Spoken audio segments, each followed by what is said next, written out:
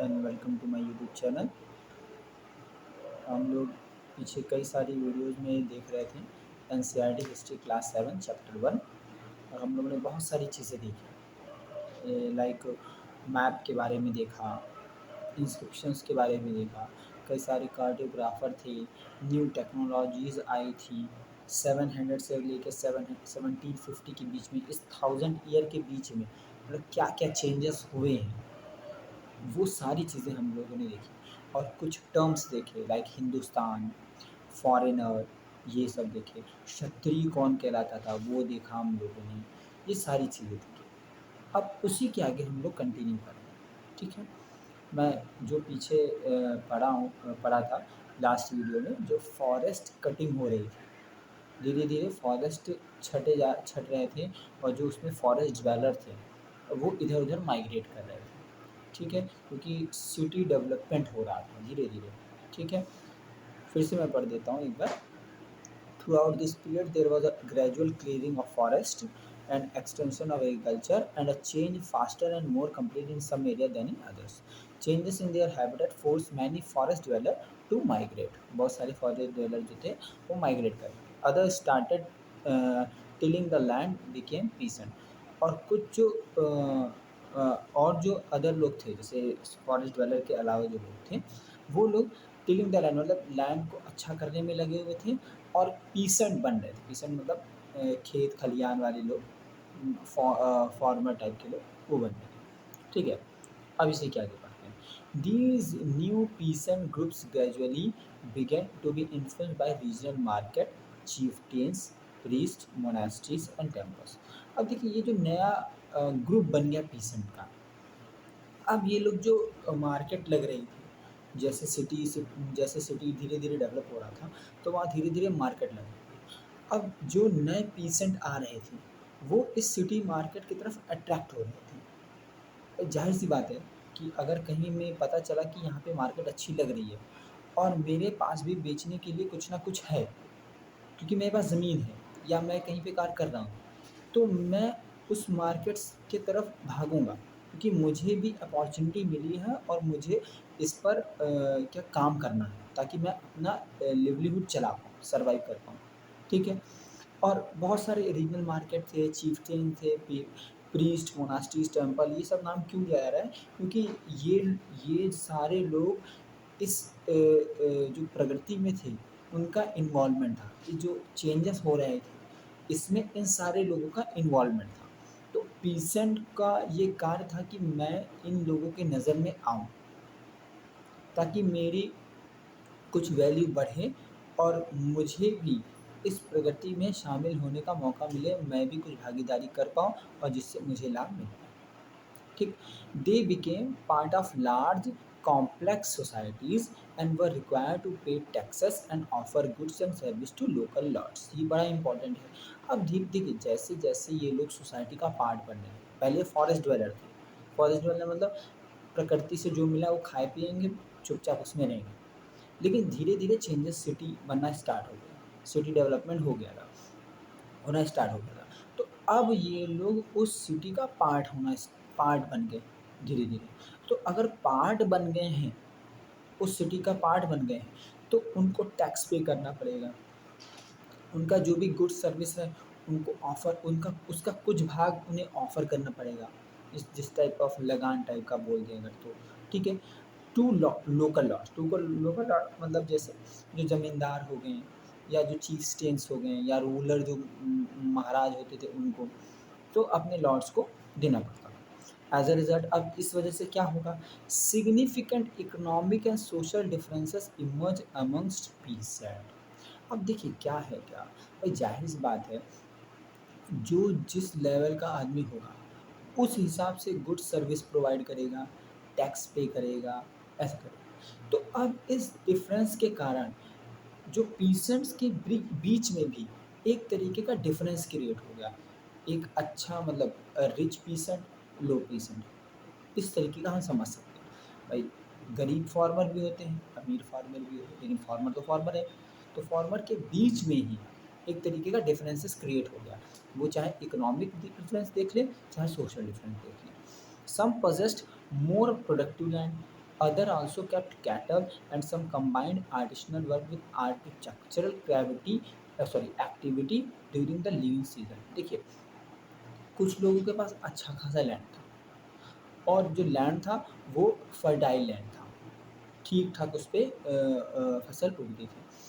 और इसके अलावा वो लोग कैटल भी रखते थे, कैटल लाइक काऊ हो गया, बफेलोज हो गए, ठीक है, ये सब हो गए।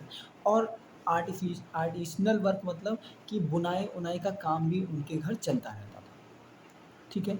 तो बहुत सारे तरीके थे पैसे कमाने के, ठीक। एक एक तरीके के पीसेंट इस तरीके से थे जिसको हम रिच पीसेंट बोल सकते हैं। As society became more differentiated, अब देखिए सोसाइटी धीरे धीरे डिफ्रेंशिएट होने लगी कि एक ऐसे पीसेंट हैं जिनके पास ये सारी चीज़ें हैं, एक ऐसे पीसेंट हैं जिनके पास छोटा सा पैच ऑफ लैंड है और केवल वो उन पे काम कर रहे हैं, ठीक। तो कुछ इस तरीके के पीसेंट हो गए। As a society became more differentiated, people were grouped into jatis और सब कास्ट। तो अब यहाँ से जाति वर्ड इस्तेमाल होना स्टार्ट हुआ कि ये बड़ी जाति है, छोटी जाति है। तो ध्यान रखिएगा, जाति वर्ड जो है ये मतलब बहुत पहले से चलता हुआ आ रहा है, लेकिन जाति और कास्ट में बहुत फ़र्क होता है। मतलब ये जो यहाँ पर लिख दिए हैं जाति और सब कास्ट, लेकिन देखा जाए तो बहुत बड़ा डिफरेंस है, ठीक है। इसको मैं बाद में कभी डिस्कस करूँगा, ठीक है। लेकिन यहाँ पे जाति और सब कास्ट लिखा हुआ है, ranked on the basis of their background and their occupational. तो क्या बता रहे हैं कि जाति और सब कास्ट इनकी रैंक होती थी, और रैंक कैसे होती थी कि इनका बैकग्राउंड क्या है और इनका ऑक्यूपेशन क्या है, सिंपल, ठीक है। Rank were not fix permanently, rank वैसे फिक्स नहीं रहती थी, रैंक जो है जो इन लोगों की रैंक है वो फिक्स नहीं रहती थी। And varied according to the power, और जैसे जैसे पावर बदलती जाती थी इनकी रैंक भी बदलती जाती थी। Influence and resource control by member of the जाति, और जाति का जो जो भी जाति जिस तरीके की पावर को कंट्रोल करता था उसके अकॉर्डिंग इनकी रैंक होती थी, ठीक। The state of the same jati could vary from area to area, same जाति का स्टेटस अलग अलग एरिया में चेंज हो सकता है, ठीक है। स्टेटस मतलब कि उसको कितनी कितनी मान्यता दी जा रही है, उस जाति को उस एरिया में कितनी ज़्यादा मान्यता दी जा रही है, ये चेंज हो सकता है। तो ये बहुत इम्पोर्टेंट पैराग्राफ है। अगर हम लोग अपने इंडियन एस्पेक्ट से देखें, जो हम लोग के समाज में जाति का काफ़ी झगड़ा छिड़ा रहता है कि तुम इस जाति के हो, तुम इस जाति के हो, ये हो वो हो, इस पॉइंट ऑफ व्यू से देखा जाए तो ये बहुत इम्पोर्टेंट है, ठीक है। Jatis frame their own rules and regulation to manage the conduct of their member, very important point. Jati framed their own rules and regulation to manage the conduct of their member, जो जो उनके मेंबर थे, जैसे एक जाति है उसके कुछ मेंबर हैं, ठीक है, या कुछ लोग सेम जाति के हैं, तो उनके कुछ रूल्स रेगुलेशन होते थे और उसी रूल्स रेगुलेशन पे उस जाति के जो मेंबर हैं वो उस पे चलते थे, ठीक। These regulation were enforced by an assembly of elder describe in the some areas as the jati panchayat. तो उस एरिया के उस जाति का जो सबसे बड़ा आदमी होता था, एल्डर, असेंबली ऑफ एल्डर, उस वो जाति पंचायत कहलाता था और वो ये सारे रूल्स एंड रेगुलेशन बनाता था।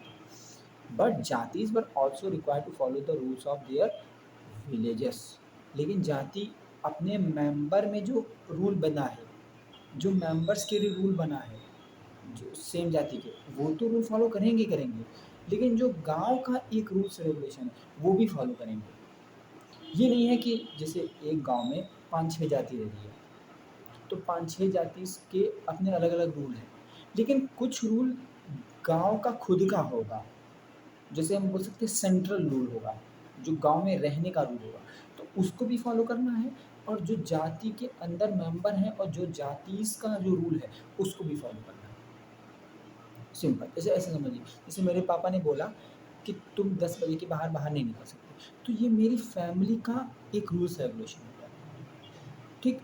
लेकिन ये रूल सरकार ने तो नहीं बनाया, ये मेरे पापा ने बनाया, तो मुझे फॉलो करना पड़ेगा। लेकिन सरकार ने क्या रूल बनाया है कि आप इंडिया से बाहर नहीं जा सकते जब तक आपके पास पासपोर्ट नहीं होगा, तो मुझे उसे भी फॉलो करना है। तो मुझे होल ऑफ द विलेज का भी ख्याल रखना है और अपनी जाति का भी रूल्स और रेगुलेशन का ख्याल रखना है। Several villages were govern by a chief state, ध्यान रखिएगा, बहुत सारे जो विलेज थे वो चीफ स्टेट, जो रूलर्स के थोड़ा सा नीचे होते थे, उनके द्वारा कंट्रोल किया जाता था। And together they were only one small unit of state, और वो स्टेट के एक छोटे से हिस्से होते थे। भाई विलेज क्या होता है, पूरा स्टेट का एक छोटा सा हिस्सा होता है। तो ये हम लोग आज जातीस के बारे में बहुत कायदे से वो डिटेल में पढ़े हैं, बहुत इंपॉर्टेंट चीज़ें बातें इसमें लिखी हैं। ठीक है, तो हम लोग नेक्स्ट वीडियोज़ में और भी चीज़ें देखेंगे। एंड बहुत बहुत धन्यवाद, थैंक यू सो मच।